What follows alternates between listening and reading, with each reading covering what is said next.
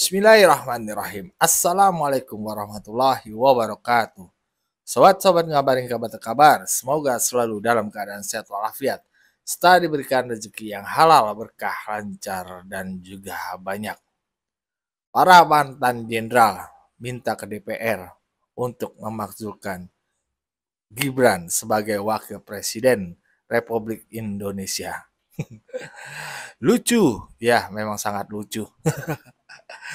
Permintaan ini tentu saja banyaklah kalau pendukung Pak Jokowi tahu ini atas dasar kebencian aja. Ya, bukan murni karena Gibran memiliki kesalahan yang fatal. Selama ini pun Gibran nggak pernah punya kesalahan fatal selama menjadi wakil presiden. Bahkan kalau dilihat, Gibran itu kerjanya benar-benar membantu Presiden Republik Indonesia Prabowo Subianto dalam membuat Indonesia lebih baik lagi. Ya, bagaimana isu ini berkembang? Nah, ini ada tokoh ya, Jimmy Asidik dan juga Ade Armando yang memberikan pandangannya terkait manuver para jenderal ini. Mari kita simak saja videonya. Let's go. Dan kalau tapi ada tapinya. Ayo mesti dengar nih. Iya. Biar nggak terlalu semangat. Nah, prosedurnya bagaimana? Prosedurnya itu harus mulai dari DPR. DPR lah yang harus memutuskan lebih dulu tuntutannya. Baru dibawa ke MK. Nanti kalau sudah diputuskan MK, dibawa lagi ke MPR. Diajukan oleh DPR. Nah, jadi langkah pertama harus beres dulu di DPR. 2/3 kali 2/3 harus setuju dengan tuntutan dengan berbagai alasan dan pertimbangannya untuk dibuktikan tadi. Itu loh. Nah, sekarang 2/3 di DPR itu siapa? Kim Plus apa mau? Jadi jangan tanya tanyanya kepada Kim Plus, koalisi permanen. Yang ketuanya adalah Ketua Umum Partai Gerindra. Yang Ketua Umum Partai Gerindra itu adalah Presiden Republik Indonesia. Jadi kalau ada orang mau mempersoalkan wakilnya, gampang itu, tapi tanya dulu dia. Iya kan? Nah, ini kan belum apa-apa, dari Golkar aja bilang, lah nggak ada kasus kok. Iya, mulai ada persoalan. Nah, jadi kira-kira seandainya dari Partai Gerindra, kalau ditanya, diem aja dia, netral. Itu berarti ada apa-apanya tuh. Kan? Tapi saya rasa karena yang memilih wakil presiden itu adalah Ketua Umum Gerindra sebagai calon presiden, yang memilih Gibran itu dia, ya kan? Saya rasa dia akan melindungi wakil presiden, gitu loh, ya kan? Apalagi wakil presiden ini putra dari mantan presiden ketika dia menjadi anggota kabinet. Jadi dengan semangat Presiden Prabowo untuk merangkul semua mantan-mantan, saya rasa itu tidak mungkin Partai Gerindra dan begitu juga partai-partai koalisi itu akan mengambil inisiatif mencapai angka 2/3 itu. Gitu loh.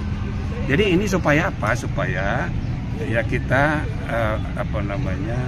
fair ya. Kita melihat situasinya tuh kayaknya ya ini hanya ribut-ribut aja, hanya ekspresi kemarahan aja, tapi realisasinya rasanya nggak mungkin. Maka akan jauh lebih baik seandainya masyarakat luas, publik ya, itu diajak berpikir bagaimana sih kalau kita berpikir ke depan aja, jangan ke belakang. Ekspresi kemarahan kita tentang masa lalu, ya itu agak sedikit dikurangi lah, ya kan? Karena nggak ada gunanya. Sebab akibatnya itu nanti ngabisin waktu, tapi tidak ada ujungnya. Jadi ribut, kayak mempersoalkan ijazah palsu. Kayaknya ini kalau nggak diredam, ini selama 5 tahun akan terus ribut.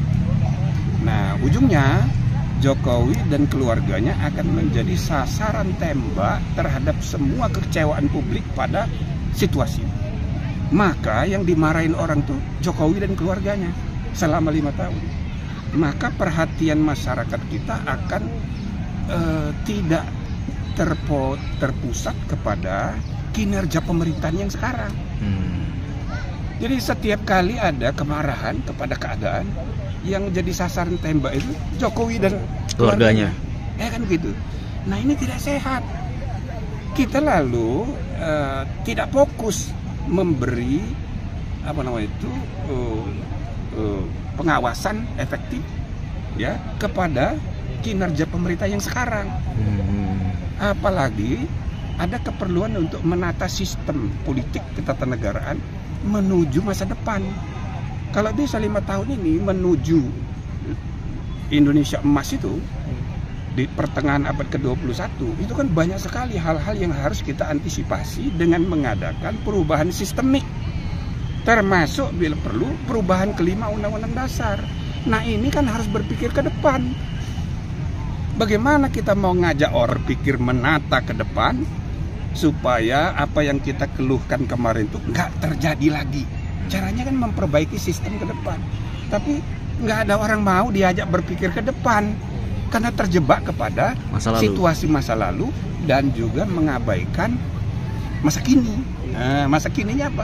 Ya kita harus, ini kan tidak selalu benar ini pemerintahan Prabowo Gibran ini. Ada saja kelirunya, tapi nggak ada yang retake. Semua kemarahan itu ke masa lalu. Terus terang, buat saya sungguh menggelikan bahwa banyak pihak masih percaya MPR akan memakzulkan Gibran dari posisi wakil presiden. Saya tidak ingin mendahului Tuhan tentu saja, tapi dengan menggunakan akal sehat, Anda akan tahu bahwa itu tidak akan terjadi. Memakzulkan Gibran melalui DPR MPR adalah suatu hal yang tak mungkin, impossible. Ini bukan karena saya fans Gibran, tapi karena kondisi-kondisi yang ada tidak akan pernah membuat MPR kita pada akhirnya akan memutuskan untuk memberhentikan Gibran karena surat permintaan yang dikirim para pensiunan. Saya mau bilang hanya orang bodoh yang percaya bahwa MPR akan tunduk pada tekanan para purnawirawan. Tapi mungkin kata bodoh berlebihan lah. Jadi saya ganti saja dengan hanya orang yang tak berpengetahuan memadai yang akan percaya MPR akan memakzulkan Gibran atas dasar surat para purnawirawan. Kalau saya tidak beragama, saya rasanya sih berani bertaruh. Tapi karena saya percaya taruhan itu dilarang Tuhan, mending saya nyatakan bahwa saya yakin seyakin-yakinnya MPR tidak akan menurunkan Gibran dari jabatannya. Saya bahkan percaya DPR pun tidak akan mengajukan permohonan pemakzulan Gibran itu ke MPR. Bukan karena DPR takut, tapi karena memang permohonan pemakzulan itu di luar akal sehat. Sebagian pihak berargumen pemakzulan Gibran saat ini sangat bisa dilakukan karena Indonesia kan memang sudah pernah juga menurunkan bahkan seorang presiden melalui keputusan MPR.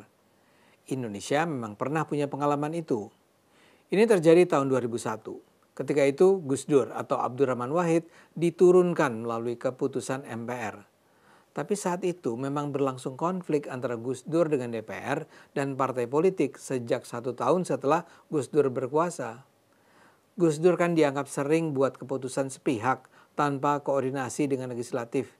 Misalnya pembubaran Departemen Sosial, Departemen Penerangan tanpa konsultasi dengan DPR yang menciptakan ketegangan. Gus Dur dikenal juga blak-blakan, spontan dan kadang tidak terduga dalam ucapannya. Hal itu menimbulkan ketidakpastian di kalangan elit politik dan militer. Ia juga beberapa kali merombak kabinet, memecat menteri, memberhentikan pejabat, termasuk pemberhentian Laksamana Widodo sebagai Panglima TNI yang memicu krisis militer sipil. Selain itu, ada 2 pula kasus yang melemahkan posisi Gus Dur. Pertama, skandal Bulog Gate terkait hilangnya dana sebesar 35 miliar rupiah dari Yayasan Dana Kesejahteraan Karyawan Bulog. Nama tukang pijat Gus Dur, Suwondo, disebut-sebut terlibat. Kedua, skandal Brunei Gate menyangkut sumbangan pribadi dari Sultan Brunei sebesar 2 juta US dollars yang tidak tercatat secara transparan. Meskipun Gus Dur tidak terbukti secara hukum terlibat langsung, kasus ini mencoreng citranya secara politis. Tumpukan kasus itu menyebabkan bahkan pihak-pihak yang semula mendukung akhirnya meninggalkan Gus Dur. Sebelum pemakzulan, DPR 2 kali mengeluarkan memorandum berisi ketidakpercayaan pada presiden. Konflik mencapai puncak ketika pada 23 Juli 2002 Gus Dur mengeluarkan dekret untuk membubarkan DPR dan membekukan Golkar. Pada hari yang sama, partai politik pun melawan. MPR menggelar sidang istimewa secara resmi. Dalam sidang tersebutlah Gus Dur diberhentikan dan Megawati diangkat sebagai presiden. Jadi Anda bisa lihat, Gus Dur memang saat itu menjadi common enemy untuk DPR dan MPR. Itu tidak terjadi pada Gibran saat ini. Para purnawirawan ABRI yang berkirim surat itu bisa jadi sangat membenci Gibran. Tapi sekedar ketidaksukaan semacam itu sama sekali tak bisa digunakan untuk menurunkan Gibran. Lihat kasus Gus Dur.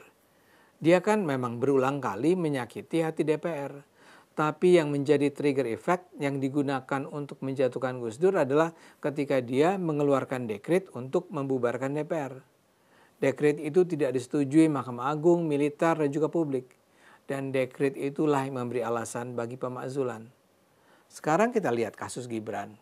Gibran tidak punya masalah apa-apa dengan partai-partai politik yang ada, kecuali dengan PDIP tentunya. Secara objektif, Gibran pun tidak melakukan skandal-skandal politik seperti yang mewarnai perjalanan Gus Dur. Para purnawirawan TNI sebenarnya mengajukan 4 alasan mengapa Gibran harus mundur. Tapi semuanya mengada-ada, di luar akal sehat. Itu sudah saya bahas di video saya kemarin, tapi izinkan saya untuk mengulangnya secara lebih ringkas. Ada 4 alasan yang dikemukakan. Pertama, menurut mereka keputusan MK yang membuka jalan bagi Gibran untuk maju menjadi calon wakil presiden pada Pilpres 2024 itu dianggap cacat hukum. Dianggap cacat karena di antara 9 hakim konstitusi yang memutuskan ada paman Gibran, yaitu Hakim Anwar Usman. Alasan ini mengada-ada karena Majelis Kehormatan MK sudah memutuskan bahwa kehadiran Anwar memang melanggar etika sehingga Anwar harus mundur dari jabatan Ketua MK. Tapi MK juga menyatakan keputusan MK yang membuka jalan bagi Gibran tetap sah. Jadi tak ada yang bisa disebut cacat hukum. Kedua, Forum Purnawirawan menganggap Gibran tidak pantas jadi wakil presiden karena latar belakang politiknya hanyalah 2 tahun menjabat sebagai wali kota Solo. Ini lagi-lagi sekedar pandangan subjektif personal tanpa ada pelanggaran hukum sama sekali. Ketiga, Gibran dianggap tidak beretika karena memiliki akun Fufu Fafa lebih dari 10 tahun yang lalu yang mengandung penghinaan pada tokoh publik dan menggunakan bahasa yang seksis dan rasis. Ini mengada-ada karena tidak pernah ada bukti bahwa pemilik Fufu Fafa adalah Gibran. Para penyerang Gibran selama ini hanya bisa berspekulasi dan menduga-duga. Tapi tak ada bukti sedikit pun akun itu milik Gibran. Gibran sendiri tidak pernah mengakui itu adalah akun dia. Bahkan menurut saya ya, kalaupun iya itu milik Gibran, walau kalimat-kalimat yang diucapkan Fufu Fafa memang kurang ajar, tapi itu tidak sampai tahap melanggar hukum pidana.